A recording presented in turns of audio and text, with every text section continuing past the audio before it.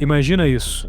Você tem uma temporada espetacular. É artilheiro, líder em assistências, capitão do time, quebra recordes atrás de recordes, tem 62 participações em gols no ano e ainda bate o recorde de mais participações na Champions League em uma única temporada. E no final, é simplesmente esquecido. Como isso é possível? Essa é a história do Rafinha. O cara foi eleito o melhor jogador da La Liga, foi capitão de um Barça que conquistou todos os títulos na Espanha e chegou perto da Champions League, fazendo uma campanha absurda. E ainda assim, quando você olha em volta, ele não faz mais parte do debate. O nome de Rafinha, que chegou a estar entre os mais comentados, foi ofuscado por nomes como de Ousmane Dembélé e até mesmo do seu próprio companheiro de time, Lamine Yamal. Para você ter ideia, na Champions apenas 4 jogadores tiveram mais de 19 participações em uma única temporada: Cristiano Ronaldo, Messi, Lewandowski e Rafinha. E não é como se Rafinha tivesse feito gols contra times pequenos e sem expressão. Rafinha fez gols nas oitavas, nas quartas e na semifinal da Champions. E não foi só isso. 62% dos gols de Rafinha vieram quando o time estava ou perdendo ou empatando. Para você ter comparação, o Dembélé, que hoje é o favorito, tem apenas 22% desse número. Se fosse o Vini, o Mbappé ou o Yamal com esses números, o mundo do futebol teria colapsado. Rafinha não teve só uma boa temporada, ele teve uma temporada histórica, uma que pode ser comparada, lado a lado, com as maiores campanhas individuais da era moderna. Para entender o quão fora do normal essa temporada foi, vamos voltar ao começo. No início da temporada, o futuro de Rafinha era incerto. Ele chegou no Barcelona por 58 milhões de euros, mas ele não encaixou de jeito nenhum no esquema de Xavi. E não foi culpa dele, Xavi não deixava ele jogar. E quando Nico Williams ganhou a Euro com Lamine Yamal, o torcedor postou a foto de Nico com o número de Rafinha. Rafinha respondeu com ironia rindo, é claro, mas no fundo se sentiu totalmente desrespeitado. Depois tinha dito que até pensou em sair do clube. E foi aí que Rafinha recebeu a ligação que mudaria sua vida. Você vai ser importante para nós. E com a raiva acumulada de muitas críticas do último ano, Rafinha teve um gás a mais para se provar. E a temporada começou com tudo. Seu primeiro jogo de destaque foi contra o Valladolid, o seu primeiro hat-trick da carreira profissional. O primeiro gol veio de uma bola enfiada e Rafinha usou da sua velocidade para ficar cara a cara com o goleiro. Depois a bola sobrou para Rafinha e ele marcou o segundo. Já o terceiro veio de um passe espetacular de Yamal. Algumas semanas depois, ele marcou 2 gols contra o Villarreal. Nos 2 jogos, ele destruiu a zaga adversária como se fosse um time sub-15. Flick passou a usá-lo tanto pela esquerda, pelo meio e por dentro. Em qualquer posição, Rafinha destruía. O sistema do técnico alemão foi projetado justamente para explorar o que Rafinha tem de melhor, seu físico e sua explosão. Mas apesar de todo o sucesso na Espanha, o desempenho na Europa, que foi um verdadeiro absurdo. Contra o Bayern de Munique, ele se revelou ao mundo. O mesmo time alemão que vinha humilhando o Barça há alguns anos teve pesadelos naquela noite. Foi histórico.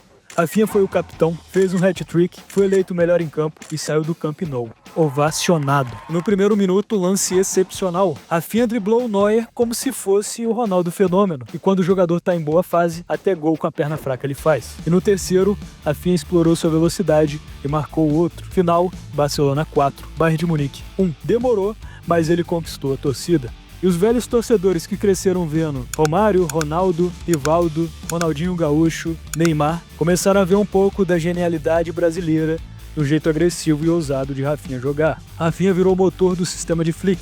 Apesar de ter sido contratado para jogar na direita, vindo do Leeds, ele se adaptou à esquerda com perfeição.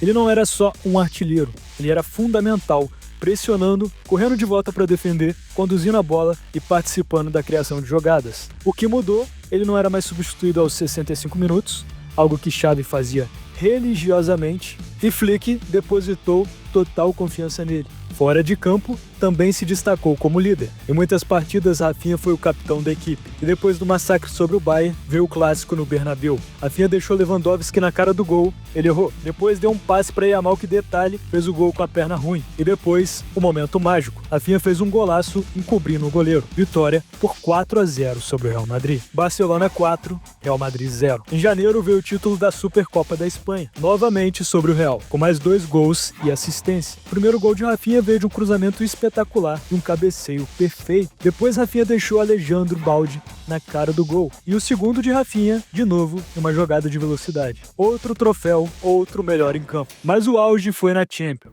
O time com Lewandowski, Rafinha e Yamal se tornou o favorito a levar a orelhuda. E a virada contra o Benfica debaixo de chuva foi coisa de cinema. O primeiro foi mais demérito do goleiro do que mérito do Rafinha. E o segundo, eu não tenho palavras para descrever esse gol. Se liga, um golaço para consagrar a virada contra o Benfica, com o Barça jogando com um a menos, simplesmente espetacular. Agora nas oitavas, o Benfica de novo. E Rafinha não sumiu, fez mais 3 gols. No primeiro jogo decidiu e garantiu a vitória do Barcelona com um a menos de novo, e que golaço. Final 1-0 Barcelona. No segundo jogo, depois de uma jogada incrível de Yamal, Rafinha só teve o trabalho de empurrar para dentro. E o segundo gol veio de um chute cruzado no canto do goleiro, indefensável. Final 3-1 Barcelona. Contra o Borussia novamente. Ele fez mais um gol e deu 2 assistências. Barcelona classificado. E na semi, contra a Inter de Milão, não foi diferente. Continuou decisivo. Na primeira partida empatou um jogo difícil, 3-3. E na volta ele fez mágica e por pouco não entrou na história. Fez o gol que daria classificação e levaria o Barcelona à final da Champions League depois de 10 anos. Mas o Barcelona acabou tomando gol no final e a Inter se classificou na prorrogação. Mas os esforços de Rafinha não serão em vão.